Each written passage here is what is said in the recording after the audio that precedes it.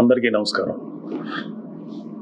జన సైనికులకి, వీర మహిళలకి, నాయకులకి, ముఖ్యంగా పిఠాపురం జన సైనికులకి, వీర మహిళలకి, అలాగే కూటమిలో ఉన్నటువంటి ప్రతి నాయకుడికి, ప్రతి కార్యకర్తకి నా ధన్యవాదాలు. ముఖ్యంగా ఇవాళ కూటమి విజయానికి చేరువలో ఉంది. వైసీపీ పరాజయం అంచుల్లో ఉంది.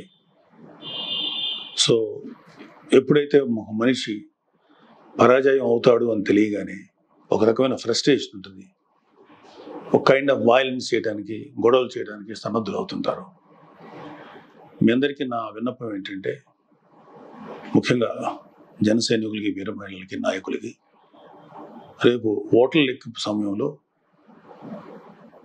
మనం సమయం పాటించి ప్రభుత్వానికి, ఎన్నికల సంఘం వారికి, పోలీసులకి మనం చక్కగా సహకరిద్దాం. అలాగే వైసీపీ వారి యొక్క ఎటువంటి కవింపు చర్యలకి ప్రతిస్పందించద్దు అని చెప్పి మిమ్మల్ని అందరినీ మనస్ఫూర్తిగా కోరుకుంటున్నాను. ఎందుకంటే ఏమీ లేని నాకు ఎగిరెగిరి పడుతుంది, అన్నీ నాకు అణిమణిగా ఉంటుంది అన్నట్టు మనందరం సైలెంట్గానే ఉందాం. కూటమి సభ్యులందరికీ, అలాగే జనసేన కార్యకర్తలకి, వీర మహిళలందరికీ ఒక మనవి: మనం ప్రజాస్వామ్యాన్ని గౌరవిద్దాం. ప్రజాస్వామ్యానికి వ్యతిరేకంగా మనం ఏం చేయొద్దు. పోలీసులకి, ఎన్నికల సంఘానికి సంపూర్ణంగా సహకరిద్దాం.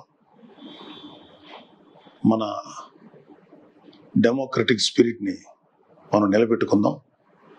ఖచ్చితంగా రేపు రాబోతున్నది మన కూటమి ప్రభుత్వమే. కాబట్టి ఓడిపోయే వాళ్ళు చేసేటువంటి కవింపు చర్యలకి, వాళ్ళు చేసేటువంటి అల్లర్లకి మీరు ప్రతిస్పందించొద్దు.